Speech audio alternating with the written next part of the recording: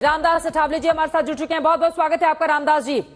और अब जरा ये बताइए, पिछली सरकार में भी आप मंत्री थे 2019 के बाद, इस बार की क्या स्थिति है आपकी? रामदास जी, आप राज्यसभा के सांसद हैं, लोकसभा का कोई भी सांसद आपकी पार्टी से नहीं है, लेकिन बड़ी उम्मीदें कर रहे हैं, इस तरह की जानकारी है। हाँ, तो जो जिस तरह मतलब मैं माननीय नरेंद्र मोदी जी के साथ हूँ, उनके नेतृत्व में काम करने में मुझे बहुत बड़ा आनंद है।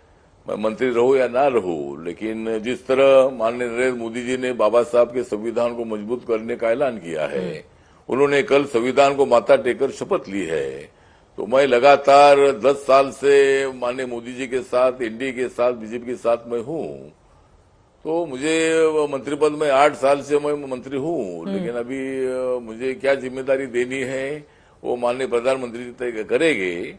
और मुझे पूरा विश्वास है कि उनका मेरे तरफ जरूर ध्यान है। मेरे पार्टी के लोकसभा में मेंबर इसलिए नहीं है कि मुझे कोई एक भी सीट नहीं मिली थी, लेकिन जो भी मतलब निर्णय होगा उसको मैं आनंद से मैं स्वीकारूंगा और मैं नरेंद्र मोदी जी के साथ रहूंगा।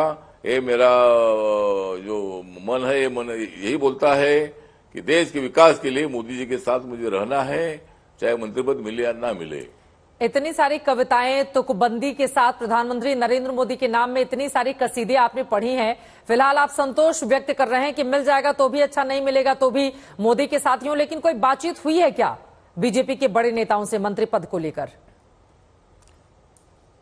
हाँ, मुझे जो हमारे देवेंद्र फडणवीस जी है, जो बीजेपी के महाराष्ट्र के नेता है, और उनके साथ मेरी बात भी हुई थी, लगातार बात चल रही है।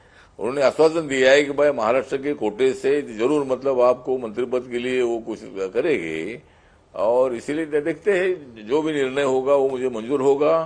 लेकिन मुझे पूरा विश्वास है कि जिस तरह महाराष्ट्र में सीटें जरूर कम आई है, हमारी 17 सीटें महाराष्ट्र में आई, लेकिन उसमें आरपीआई का, मेरी पार्टी का बहुत बड़ा योगदान है। और लगातार मैं 8 सालों से मैं उनके साथ हूँ।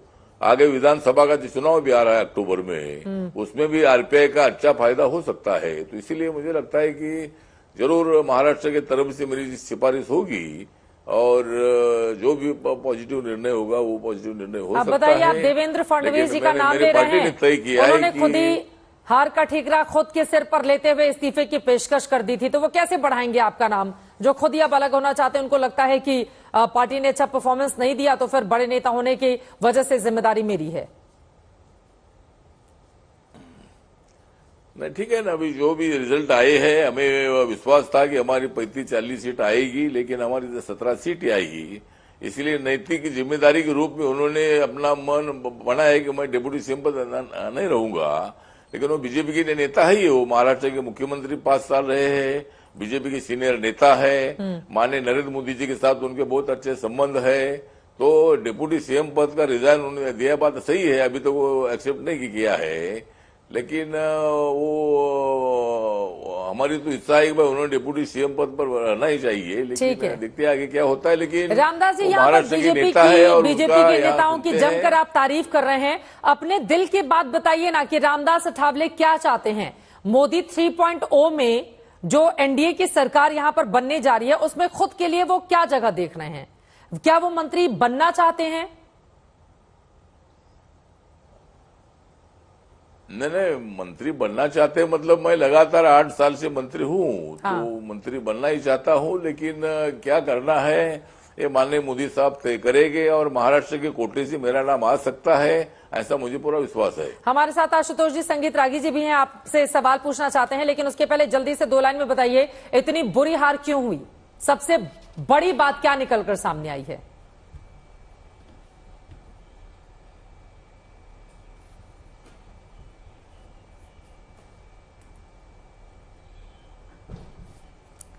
रामदास जी, मेरी आवाज मिल रही है क्या? गलत प्रश्न पूछ दिया। अभी आवाज आई, बोलिए, हाँ बोलो। ठीक है, आशुतोष जी, संगीत रागी जी एक सवाल आपसे पूछना चाह रहे हैं जल्दी से। रामदास जी, भारतीय जनता पार्टी और उसका गठबंधन महाराष्ट्र में बहुत अच्छा परफॉर्मेंस नहीं किया है। क्या आपको लगता नहीं है कि मंत्री परिषद में जाने से बेहतर आपके लिए होता कि महाराष्ट्र की जो राजनीतिक जमीन है उसको ज्यादा आप अपने लिए उर्वर बनाते, गठबंधन के लिए उर्वर बनाते, जा करके जमीन पर संगठन के काम को मजबूत करते, ताकि आने वाला विधानसभा चुनाव में जो भारतीय जनता पार्टी का गठबंधन है, जिसमें आप भी उसके सहयोगी हैं, वो बेहतर प्रदर्शन कर सके। हाँ, मुझे लगता है कि जिस तरह महाराष्ट्र का विधानसभा का चुनाव अक्टूबर में आ रहा है, मेरी पार्टी उनके साथ रहेगी और पूरा काम मैं वहां का करूंगा। मैं वैसा महाराष्ट्र के मंत्रिमंडल में 5 साल मैं एक बार रहा हूं, लेकिन मेरा जो पार्टी पूरा देश भर में है और मैं यहाँ दिल्ली में मंत्री रहूंगा तो भी महाराष्ट्र की तरफ मेरा पूरा ध्यान रहेगा। विधानसभा के चुनाव में पूरी ताकत झोंकने का काम मैं करूंगा और जरूर हमें पूरा विश्वास है कि महाराष्ट्र में हमारी सरकार हम लाएगी। कुछ कारणों के कारण हमारी हार हुई है। इन लोगों ने संविधान को ऐसा टारगेट किया कि संविधान बदलेंगे। इसी तरह लोगों में थोड़ा गुमराह पैदा हुआ।